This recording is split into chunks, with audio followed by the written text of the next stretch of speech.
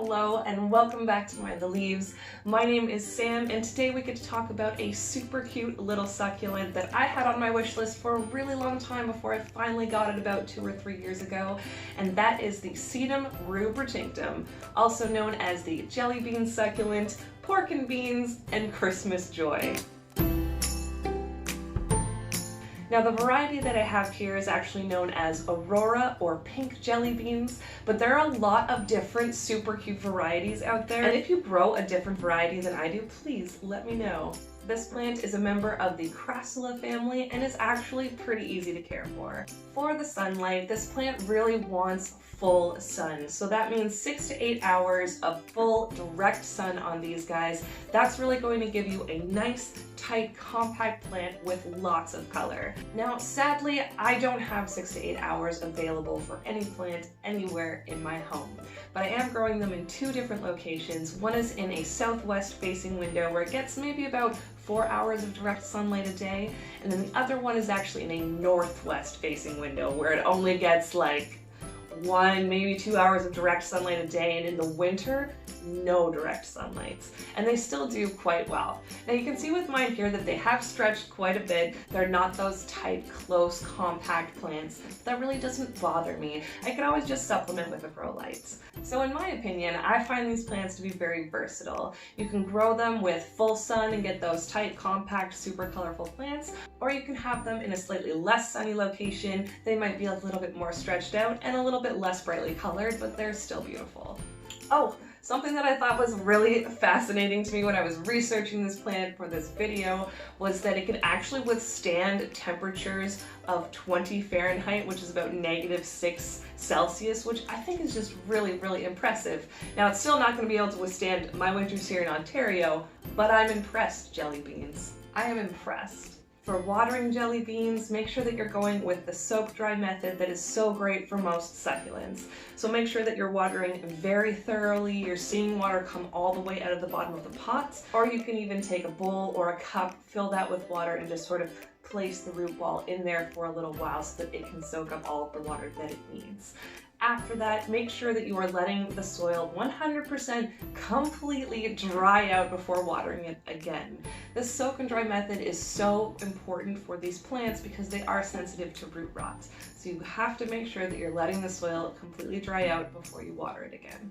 This plant is great because it kind of tells you whether you're overwatering it or underwatering it. If you're underwatering this plant, it's going to show you deflated or wrinkled leaves.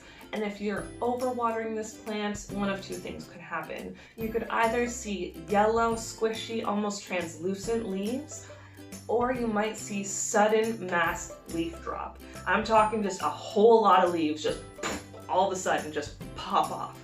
And I have to differentiate that from just leaf drop on this plant because this plant is absolutely notorious for leaf drop. It's very delicate, if you will. So you pick it up to water it, you handle it, and some leaves pop off. That's totally normal. Some people even say that they just breathe or look at their plants and a couple of leaves pop off. That's actually totally normal. That is beneficial for this plant because it propagates so readily from leaves just falling onto the soil, so it really helps it with propagation. Those are not a problem. But if you are seeing just all of a sudden a huge number of the leaves have just pop right off your plant, maybe nobody's even touched it, chances are it's been overwatered. Now you might notice on my plants here that they've got these sort of hairs or wires coming out all along the stem here. Those are actually aerial roots. And usually when we see succulents doing that, we sort of think it needs more water, we haven't been watering it enough. But with the Jelly Bean Sedum, that's actually not the case. This plant will readily shoot out aerial roots when there's a lot of moisture in the air. It's just trying to capitalize on the moisture that's available. And that makes perfect sense in my home because it's spring now, but over the entire winter I've done absolutely everything I can to try to boost humidity in my home. So it's really no surprise that I've got some hairy sedums right now. The best kind of soil to use for the Jelly Bean Sedum is anything that is gritty and free draining so that that water flows really quickly through so we don't run into that root rot problem. Okay, now let's go over pests and fertilizer. And these are great sections for this plant because for pests, it's pest resistant. Yeah, it's awesome. Who doesn't love a pest-resistant plant? Now, it doesn't mean that it's immune. You still might see some scale or mealybug, but for the most part, it's pest-free. And then for fertilizer, you don't really need it. Now, if you want to, feel free to give it a boost in springtime with a succulent fertilizer, but honestly, I never fertilize these guys. Now let's go over flowering and propagation. Now sadly, I just don't have enough sunlight inside my home to get these guys to flower, but they do actually produce really cute little yellow flowers in the spring and summertime. If you've personally gotten a Jelly Bean Sedum to flower indoors, let me know. Propagation for the Jelly Bean Sedum is actually very easy because, as we've discussed, they will readily propagate new plants just from leaves falling onto the dirt. So you can always propagate via leaves, or you could also do stem cuttings. I will also have a video of me propagating these two plants right here, so do check that out if you want to see the process step by step. This next section is very important, and it is the warnings section, and there are a couple of warnings for this plant. So number one, skin irritation. This plant can cause skin irritation if you're handling it, if you're touching it.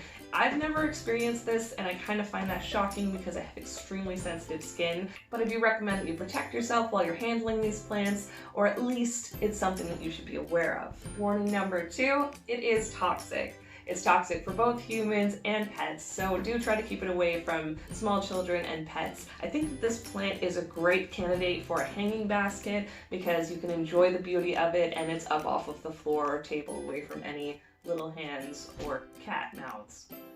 If you grow some different Jelly Bean Sedum varieties, please let me know down in the comments below because I'm just super curious. I just want to know what you're growing. Thank you so much for hanging out with me today. It's been a lot of fun. I really hope that this information was helpful for you. And as always, take care of your plants and yourself.